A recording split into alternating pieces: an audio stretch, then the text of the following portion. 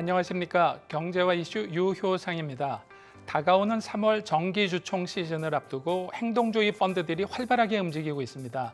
대기업에 집중됐던 타깃은 중견기업으로 대상이 확장되어 주주가치 제고뿐만 아니라 기업 지배구조 개선에서도 목소리를 키우고 있는데요. 경제와 이슈, 오늘의 이슈는 돌아온 주총 시즌 영향력 커진 주주 행동주의입니다.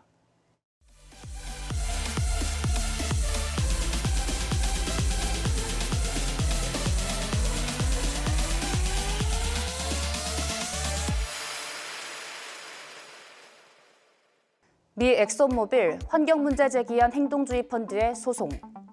행동주의 펀드 KTNG 전현직 이사의 1조 원 배상 소송 제기. 목소리 키우는 행동주의 펀드 올해 주총 키워드 자사주 소각 확대. 안녕하세요. 경제와 이슈 최은강입니다. 3월 주주총회 시즌을 앞두고 행동주의 펀드들의 목소리가 커지고 있는데요. 행동주의 펀드는 주식을 매수해 확보한 지분으로 경영에 개입하고 주주 제안을 하면서 기업 가치를 끌어올리는 투자 전략을 구사합니다. 현재 주주 제안과 활동에 나선 행동주의 펀드는 플래시라이트 캐피탈 파트너스, 얼라인 파트너스, VIP 자산운용, KCGI 자산운용 등인데요. FCP는 KTNG 전현직 이사들을 상대로 1조 원을 배상하라는 소송 제기 청구서를 보냈고, 얼라인 파트너스는 국내 7개 상장 은행 지주에 공개 주주 서한을 발송해 주주 환원 확대를 요구했습니다. 행동주의 펀드 활동이 확대되고 소액주주 영향력이 커지면서 국내 상장사들의 자사주 소각 규모도 매년 늘어나고 있는데요. 한국거래소에 따르면 작년 상장사가 자기 주식을 취득하겠다고 밝힌 금액은 9조 1,664억 원, 소각 예정 규모는 5조 4,073억 원으로 나타났습니다. 2022년보다 자기 주식 취득 예정 규모는 48.1% 늘었고 소각하겠다고 밝힌 규모는 72.4% 증가했는데요. 시장에서는 올해 주총 키워드도 자사주 소각 확대가 될 것으로 전망하고 있습니다. 행동주의 펀드 활성화는 주주가치 제고를 통해 코리아 디스카운트 해소에 도움이 되지만 일각에서는 기업의 지나친 간섭으로 작용할 수 있다는 우려도 함께 제기되고 있는데요. 돌아온 주총 시즌, 영향력 커진 주주 행동주의 행보를 우리는 어떻게 이해하고 대응해야 할까요? 돌아온 주총 시즌 영향력 커진 주주 행동주의라는 주제로 다양한 시선에서 말씀해 주실 전문가를 모셨는데요. 양왕 프레시만 힐러드 이해관계 센터장님 함께합니다. 안녕하세요. 우리나라에서는 매년 3월이면은 주주총회 시즌이 되는데요. 금년에도 대부분 회사들이 다 주총을 열기로 되어 있는데 최근에 많이 뜨고 있는 얘기들이 주주 행동주의 이런 얘기를 굉장히 많이 하고 있는데 주주 행동주의는 무엇을 얘기하는 건가요? 네, 주주 행동주의는 쉽게 얘기하면 주주가 본인이 투자한 기업에 대해서 가만히 지켜보고 있는 것이 아니라 본인의 그 주식 가치를 높이고 또 기업의 경영을 개선해서 수익성을 높이기 위해 적극적으로 회사 경영진에게 의견을 제시하고 또 관여 활동을 하는 그런 전체 프로세스를 주주 행동주의라고 합니다. 그러면 구체적으로 어떤 일을 하나요? 그 주주 중에는 개인 투자자도 있고 기관 투자자도 있을 건데 어떤 거를 통해서 그 회사에다가 자기네들이 원하는 바를 어필을 하나요? 주주 행동주의도 그 스펙트럼이 좀 다양합니다. 굉장히 소극적인 단계부터 적극적인 단계로 좀 나눠서 볼 수가 있는데요. 사실 일반 투자자들도 본인이 주식을 사고 나서 주가의 흐름을 보면서 주가가 오르면 뭐 좋은 거고 주가가 떨어질 경우에는 단순히 내가 판단을 잘못했나 또는 이 회사가 이런 의사결정을 내릴 수 있다니 뭐 이런 이제 생각을 하면서 팔거나 아니면 뭐 버티거나 이러지 않습니까? 근데 주주 행동주의는 그렇지 않고 좀 더 적극적으로 본인 투자와 그 주주 가치를 보호하기 위해 활동을 하는 것이고요. 그래서 먼저 그 스펙트럼 말씀드렸듯이 가장 소극적인 단계에서는 그 주총에서 의결권을 행사하는 수준이 있겠습니다. 그래서 안건에 대해서 찬성하거나 단순히 반대하거나. 그냥 주주총회에 참석을 하는 거네요. 네, 맞습니다. 참석을 하는 것이고요. 그리고 두 번째로 좀 더 이제 나아가면은 그 회사의 경영진이나 이사회에 본인이 생각하는 문제점이나 개선 필요한 사항들을 비공식적으로 서신을 보내거나 경영진과 면담을 요청하거나 뭐 이런 단계들이 있을 것 같고요. 그리고 오늘 좀 얘기를 많이 하게 될 좀 공격적인 행동주의 단계에서는 일단 주총을 앞두고 공식적으로 주주 제한을 넣는 것이 주주 있습니다. 제한이요. 네, 그거는 이제 앞서 말씀드린 주주 제언이나 주주 서신과 다르게 주총에 우리 행동주의 펀드가 요구하는 안건을 직접 상정해 달라라고 요청을 하는 것이고요. 그리고 그 과정에서 일반 이제 여론이나 투자자들과 충분히 또 소통을 거치고 또 그 과정에서 소송들도 많이 제기를 합니다. 그래서 뭐 자세한 소송 내용은 뭐 이따 또 말씀드릴 기회가 있겠지만 좀 그렇게 적극적인 행동을 하는 것으로 나눠져 볼 수 있다고 생각합니다. 그러면 언뜻 들으면 주주 행동주의가 굉장히 좋은 것 같은데요. 회사의 기업 가치를 높이고 주가가 올라가니까. 그럼 주주 행동주의 자체에 대해서 지금 이슈가 되는 이유는 무엇일까요? 이제 주주 행동주의가 이슈가 되는 거는 이제 상대편이 있기 때문인데요. 사실 주주 행동주의의 상대는 기업의 기존 경영진과 이사회 아니겠습니까? 그들이 뭔가 미진하게 했다거나 좀 부족해 보여서 행동주의 펀드가 문제를 제기하는 것일 텐데요.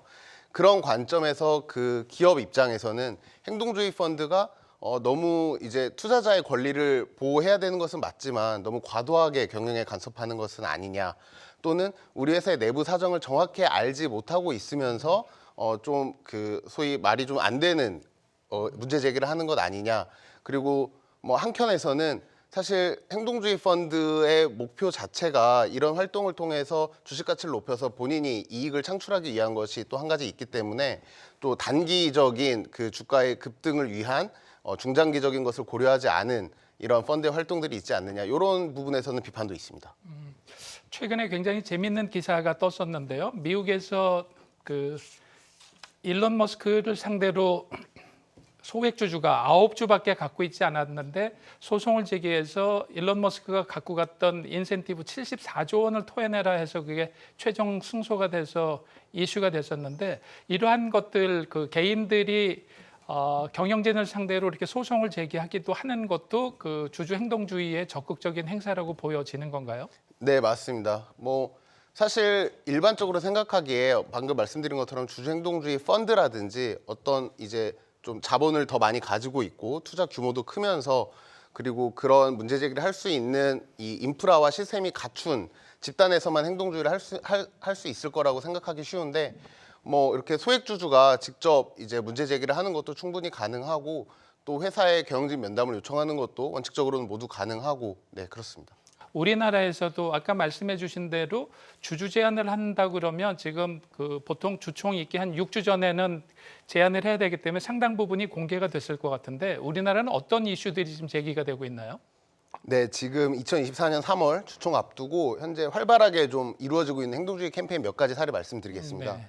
첫 번째는 얼라인 파트너스 자산운용이 국내 상장 금융지주 7곳을 대상으로 한, 작년에 SM하고 했었던 그. 네, 맞습니다. 네. 작년에도 이제 금융지주의 얼라인 파트너스가 했었고요. 그래서 올해 2회차입니다. 올해 2회차고 2회차다 보니까 지금 요구하고 있는 사안이 작년에 약속한 주주 환원 정책을 이 금융지주사들의 실적에 맞춰서 제대로 이행해라라는 걸 요구하고 있고요. 아직 정식 주주 제한을 하지는 않았고 요건을 보면서 미진할 시에는 주주 제한까지 하겠다라고 한 상황입니다. 현대 엘리베이터를 대상으로 KCGI 자산운용이 벌이고 있는 행동주의 캠페인이 있는데요. 작년에 현대그룹 회장인 현정은 회장이 그 주주인 쉰들러가 제기한 주주 대표 소송에서 대법원 최종 네, 패소를 한, 패소했죠. 네, 그 사례가 이제 많이 다루어졌었는데, 그걸 계기로 좀 그 소유와 경영의 분리를 주장하면서 행동주의를 시작을 했고요.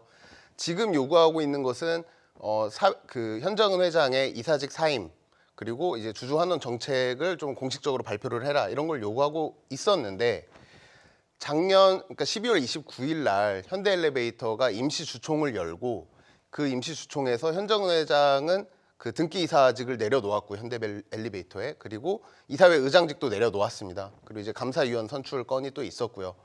근데 이제 KCGI 자산운용에서는 이 건에 대해서도 문제 제기를 하고 있는데요. 저희가 이제 교수님도 말씀하신 것처럼 절차적으로 주총이 있기 6주 전까지는 주주 제한을 해야 됩니다.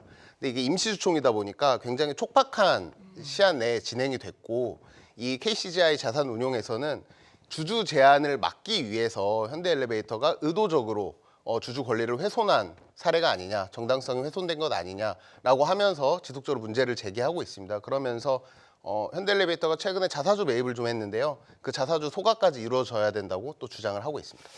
굉장히 그 다양한 이슈들을 다루고 있는데요. 뭐 자사주 소각도 그렇고 새로운 경영진을 뽑는데 개입을 하려고 하기도 하고, 그다음에 기업 가치를 높이기 위해서 어떤 것들도 해라 이렇게 얘기를 하고 있는데, 이게 아무래도 그 해외에서 영향을 굉장히 많이 받을 수밖에 없을 것 같은데요. 이런 소위 얘기하는 주주 행동주의자들, 액티비스트라는 사람들이 미국이 굉장히 활발하게 되고 있고, 최근 들어서 보니까 전 세계에서 2위로 일본이라는 나라가 그 주주 행동주의에 굉장히 노출이 많이 돼 있다 이렇게 얘기를 하고 있는데, 일본은 그 굉장히 보수적인 나라인데 실제로 주주 행동주의자들이 들어가서 어떤 성과를 내고 있는 게 있나요? 일본 같은 경우에는 지금 말씀하신 것처럼 근래 들어서 행동주의 활동이 굉장히 활발합니다. 그래서 작년 같은 경우에는 일본에서 행동주의 캠페인을 받은 기업이 80개가 넘었고요. 미국이 이제 압도적 1등으로 약 300여 개가 되는데 그에 이어서 2등입니다. 영국보다도 이제 많은 행동주의 펀드 캠페인이 있었고요. 그리고 뭐 국내랑 좀 비교를 해보면 국내도 지금 작년에 47개로 일본에 비해서 좀 많이 낮은 것 아니냐 생각하실 수 있지만 21년에는 10개, 22년에는 29개, 그리고 작년에 47개. 지금 말씀하시는 개수는 구체적인 그 행동주의 펀드들이 어떤 행동을 했느냐에 대한 데이터인 거죠. 개인들이 어떤 안건을 제안했다든가 이런 것들은 빼고 기관들이 제안한 것들이요? 네, 블룸버그에서 이제 나온 자료인데요. 개인이 한 건 제외하고 또 안건의 수로 책정한 것도 아니고 그 주주 제안을 받은 기업의 숫자로 계산한 내용입니다. 그래서 말씀하신 것처럼 일본의 행동주의 캠페인이 왜 이렇게 성행했냐를 먼저 좀 보면 좋을 것 같습니다. 그래서 사실 그 일본이 장기 저성장에서 헤어나오지 못하고 있지 않았습니까? 근데 이제 최근에는 니케이 지수가 34년 만에 최고점을 찍으면서 그 정고점을 바라보고 있다는 얘기도 많이 나오고 있는데요. 사실 그 이유에는 정책적 그 어떤 움직임이 영향을 많이 줬다라고 생각을 합니다. 특히 이제 아베 총리 시절에 가장 이 저성장 국면을 탈출하고 싶어 하면서 이니셔티브로 쥐었던 게 일본 기업들이 수백조 엔의 현금을 보유하고 있었거든요. 물론 가구도 마찬가지입니다. 가구도 50% 이상을 저축이나 현금으로 가지고 있었고요. 그 이제 투자를 안 하는 거죠. 엔저 상황일 뿐더러 이제 금리도 굉장히 낮고 그 희망이 없었으니까. 그래서 이 기업의 보유금들을 좀 더 시장에 환원을 하고 그리고 이 기업의 수익성을 높이는 것이 이 장기 저성장 국면을 탈출하는 데 도움이 되겠다라는 취지로 이제 정책을 했고요. 그게 이제 해외 펀드들에게 매력적으로 다가왔던 것 같습니다. 그런데 이제 우리나라는 그 한국에서 만들어진 그 액티비스트들이 활동을 많이 하는데, 대기업들은 소위 얘기하는 재벌 기업들은 사실 공격하기가 굉장히 어렵고 지금까지 공격을 해서 재미를 본 경우가 별로 없는데요. 이게 지배구조상에서 보면 대기업 오너들이 갖고 있는 지분은 적지만 그 계열사들을 동원해서 거의 들어오기가 힘든 이런 구조로 돼 있어서 이 행동주의 펀드들이 중견 기업이라든지 약간 공공성을 띠고 있는 금융기관이나 뭐 이렇게 가고 있는 그 분위기가 있는데, 이런 면은 어떻게 보시나요? 저도 동의하는 부분이고요. 실제 그런 사례들이 국내에서는 많이 있습니다. 근데 아까 저희가 처음에 논의 드린 것처럼 그 그러니까 국내의 그런 대기업들 대상으로도 뭐 지분율을 얼마나 갖고 있느냐 뭐 이런 것과 상관없이, 물론 이제 주총의 안건을 올리기 위해서 공식적인 주주 제안을 하기 위해서는 일정 부분의 지분율이 필요합니다만, 그게 아닌 그냥 일반 기업 경영진에게 내가 문제 제기하고 그거에 대한 답변을 요청하고 이런 개선 사항을 제안하는 것에는 뭐 전혀 제한이 없기 때문에 그런 부분은 지금 국내에서 활발히 점점 더 늘어나고 있는 행동주의 캠페인 사례를 볼 때 계속적으로 발전되고 늘어날 수 있지 않을까 생각합니다. 국내도 굉장히 건수가 많이 늘어나고 있는데 어떤 변화의 조짐이 보이는 건가요? 처음에 들어와서 그 행동주의자들이 벌였던 이런 캠페인이나 이런 이슈하고 지금은 아까 말씀 주신 대로 굉장히 다양한 이슈를 제기하고 있는데, 어떤 변화가 좀 구체적으로 눈에 띄시나요? 사실 한국에서 행동주의 펀드들이 우리 기업들에 요구하는 사안은 뭐 초기와 지금과 크게 달라지진 않았습니다. 그래서 뭐 아시겠지만 거버넌스 개선, 그리고 주주 환원 정책, 그리고 사업 구조 조정, 이렇게 크게 세 가지 분류로 주장을 많이 하고 있는데요. 먼저 거버넌스 개선 같은 경우에는 독립적인 이사회 구성에 대한 니즈를 많이 얘기하고 있고, 또 CEO와 이사회 의사직을 분리해라. 그리고 거버넌스를 좀 더 투명하고 절차적으로 책임을 갖고 운영을 해라. 이런 요구들을 많이 하고 있고요. 주주 환원 정책 같은 경우에는 배당 확대가 일단 가장 많고, 또 자사주를 매입하고 그거에 그치지 않고 소각까지 해라라는 건이 있습니다.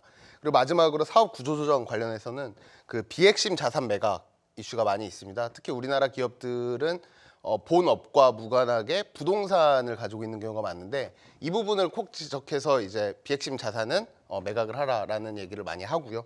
또 뭐 사업 구조 개편이나 M&A를 더 추진해라 이런 얘기들도 많이 하고 있습니다.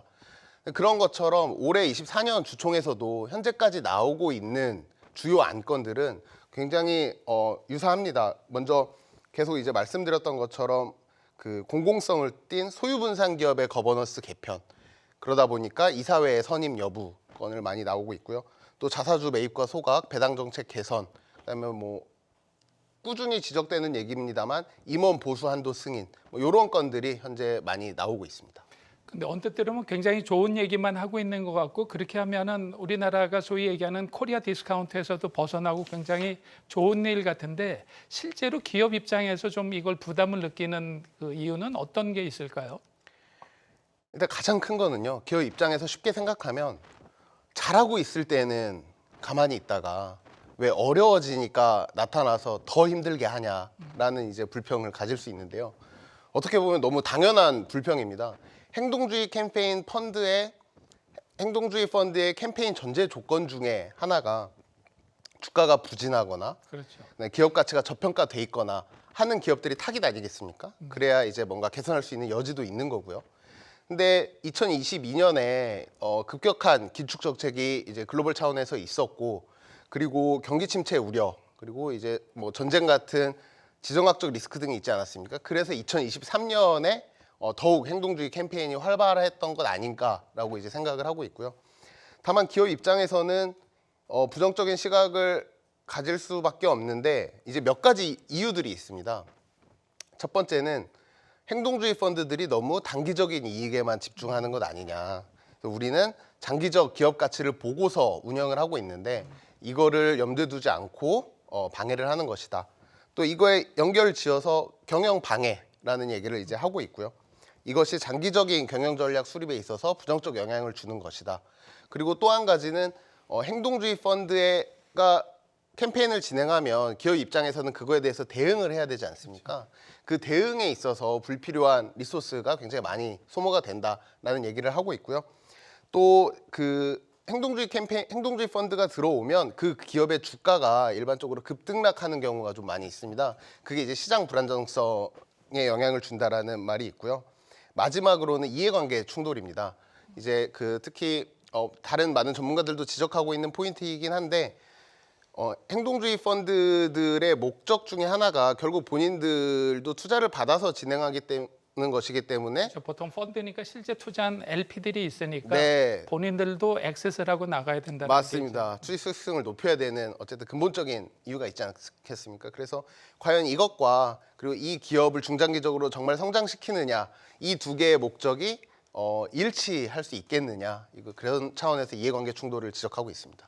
그러면 그 기업들 입장에서는 그 받아들일 건 받아들이고 그 나름대로 좀 논리적으로 방어할 건 방어를 해야 될 것 같은데, 그러면 이런 기업들이 특히 이제 대기업들 경험이 많은 데들은 잘 하고 있는 기업들도 있지만, 이런 행동주의 펀드들이 들어와서 공격을 한다든가 어떤 메시지를 전달하려고 한다 그러면 기업들 입장에서는 어떤 식으로 준비를 해야 될까요?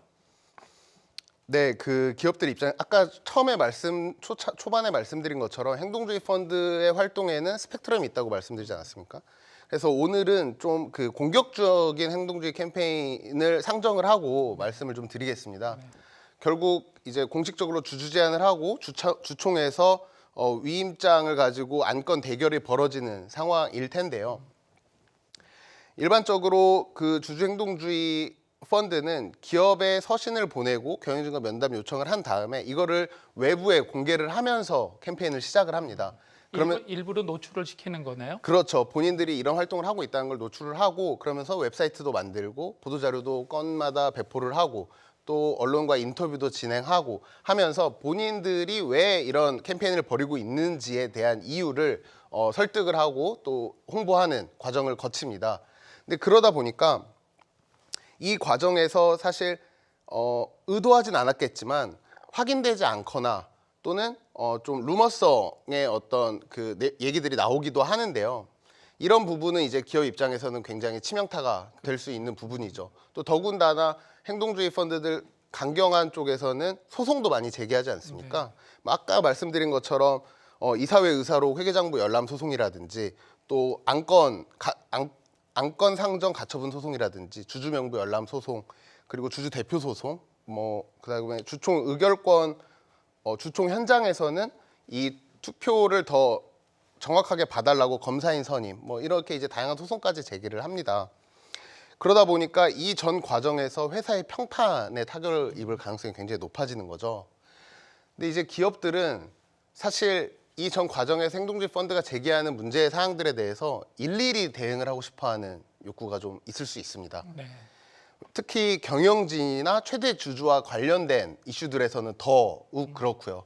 근데 여기서 주의했으면 좋겠다라는 사안은 근본적인 이제 목표는 결국 주총에서 회사가 제안한 안건이 주주들의 지지를 받아서 통과되는 것 아니겠습니까?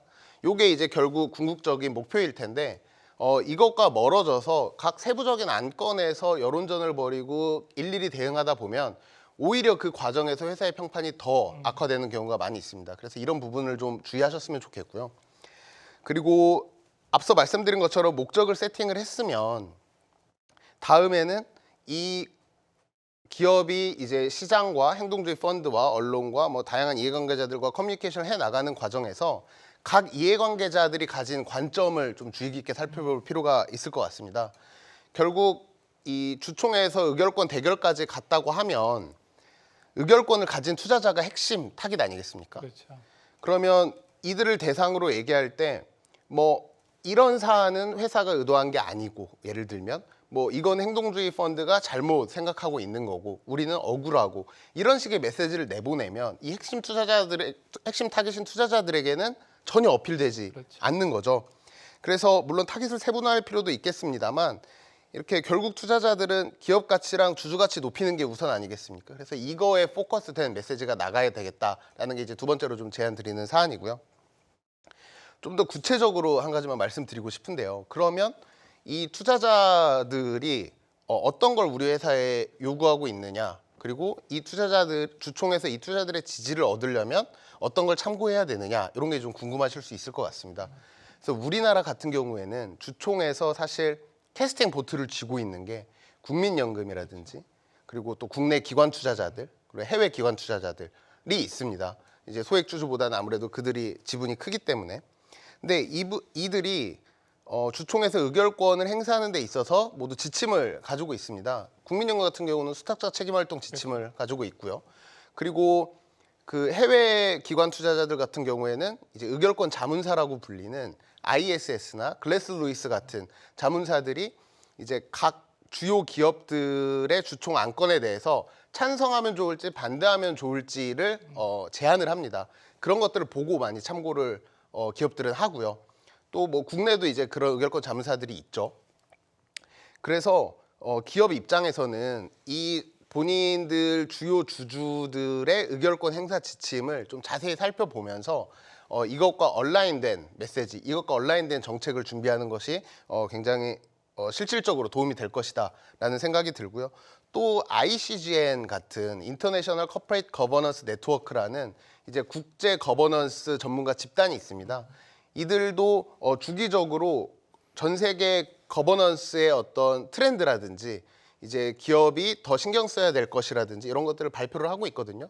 이런 걸 보면서 트렌드를 확인하는 것도 굉장히 중요할 것 같고요. 그리고 마지막으로 말씀을 드리면 지금 투자자의 포커스에서 좀 말씀을 드렸는데 이 외에도 굉장히 기업의 이제 비즈니스에 영향을 미치는 이해관계자들이 많습니다. 일단 고객이 있을 수 있고요. 임직원, 그다음에 협력업체, 그다음에 정부나 그다음에 국회의원들, 그다음에 NGO들 굉장히 많이 있지 않습니까? 그래서 이들이 우리 회사에 어떤 입장을 가지고 있고 또 앞으로 어떤 이슈 제기를 할 수 있는지를 좀 다각도로 검토해서 저희는 이제 이거를 이해관계자 지도라고 하는데요. 이 이해관계자 지도를 만들어 놓고 각 이해관계자들이 어떻게 변화하고 있는지들을 꾸준히 이제 모니터링하면서 트래킹하는 게 또 중요할 것 같습니다. 또 이들이 이제 제기할 수 있는 이슈에 대해서도 시나리오를 갖춰 놓고 대응을 미리 마련해 놓는 게 중요할 것 같고요. 이런 것들은 좀 평소에 꼭 주총 시즌에 몰려서가 아니라 좀 평소에 많이 진행을 했으면 하는 생각이 있습니다. 네, 이 행동주의 펀드들이 원하는 거는 어쨌거나 궁극적으로는 캐피탈 게인을 얻고자 하는 이런 게 강할 수밖에 없는데요. 이 와중에 개인 투자자들 입장에서 같이 주식을 투자해서 수익을 보기도 하고 낭패를 볼 수도 있고 그런데 이런 내용들을 굉장히 주의 깊게 봐야 될 것 같은데 개인 투자자들이나 일반 사람들은 행동주의 펀드를 보면서 어떤 것들을 좀 주의하면 좋을지 마지막으로 말씀 부탁드리겠습니다. 네, 이 행동주의 펀드의 활동이 개인 투자자 입장에서는 굉장히 참고할 부분이 많은 사항입니다. 왜냐면 평소에 이제 기업 내부의 이슈나 이런 것들을 알기 어렵잖아요. 근데 행동주의 펀드들은 캠페인을 진행하면서 이 기업에 대한 어떤 전문가적인 분석을 가지고 이제 얘기를 하거든요. 그래서 이런 부분을 보면서 내가 투자한 기업에 대한 투자를 지속할지 그만둘지를 참고할 수도 있을 것 같고요. 다만 중요한 점은 이 행동주의 펀드의 어떤 문제 제기에 대해서 기업들도 항상 그거에 대한 반박을 합니다. 그래서 이 여론상에서 서로에 관한 이제 소통이 이루어지는데요. 기업들의 반박 입장도 충분히 종합적으로 검토해서 밸런스 있게 참고를 하셨으면 좋겠다라는 생각이 들고요. 그리고 또 한 가지 이제 좀 말씀을 드리고 싶은데 제가 지금 이제 언론 인터뷰를 하고 있지만 언론이 객관적이고 공정성을 갖춘 보도를 하는 게 굉장히 중요할 것 같습니다. 너무 당연한 얘기이긴 합니다만 왜냐하면 작년에 한국언론진흥재단에서 조사한 결과를 보면요. 우리나라 투자자들에게 물어봤습니다. 왜 주식 관련 뉴스를 보느냐고요. 그랬더니 가장 많은 응답이 내가 언제 사고 언제 팔지를 좀 생각하기 위해서 언론 기사를 본다고 얘기를 했거든요. 그렇게 언론이 이제 일반 우리 1,400만 주주들에게 중요한 만큼 그러니까 행동주의자들의 주장, 그리고 기업의 주장, 그리고 전문가들의 또 의견들이 있을 텐데 이런 걸 종합적으로 좀 다루는 보도가 많아졌으면 좋겠다라는 생각이 듭니다. 그리고 마지막으로 지금 이 행동주의 캠페인이 활동을 하면서 사회이사들에 대한 리스크가 굉장히 높아지고 있습니다. 이제 이 사회에 대한 문제 제기가 많이 있으니까요. 그래서 사회이사들도 전문성과 독립성은 당연한 거고 이 기업 거버넌스에 대한 규정이라든지 글로벌 트렌드라든지 이런 것들을 좀 꾸준히 공부를 하고 있으면서 리스크를 좀 보는 게 필요할 것 같고요. 요즘은 국내 대학들에서 사회이사 과정도 많고 또 미국 같은 경우, 해외 같은 경우에는 되게 기업의 비즈니스와 직접 연관되어서 복잡하고 어려운 사안에 대해서는 사회이사가 외부 전문가에게 공식적으로 세컨드 오피니언을 요청할 수 있는 절차도 있습니다. 그래서 이런 것들도 좀 참고하면 좋을 것 같습니다. 돌아온 주총 시즌 영향력 커진 주주 행동주의라는 주제로 최근 행동주의 펀드의 행보를 진단하고 향후 기업 행동주의 펀드들의 바람직한 관계 형성에 대해 살펴봤는데요. 차별화된 인사이트를 주신 양왕 프레스먼 힐러드 이해관계자 센터장님께 다시 한번 감사드립니다. 감사합니다. 미식 축구의 전설적인 감독으로 꼽히는 베어 브라이언트는 수비의 중요성을 강조하기 위해 공격은 관중을 부르고 수비는 우승을 부른다고 했는데요. 이번 주총에서 기업과 주주 행동주의자들이 합리적인 공격과 멋진 수비로 모든 이해관계자들을 만족시킬 수 있는 좋은 결과를 만드시길 기대해 봅니다. 지금까지 경제와 이슈 유효상이었습니다. 감사합니다.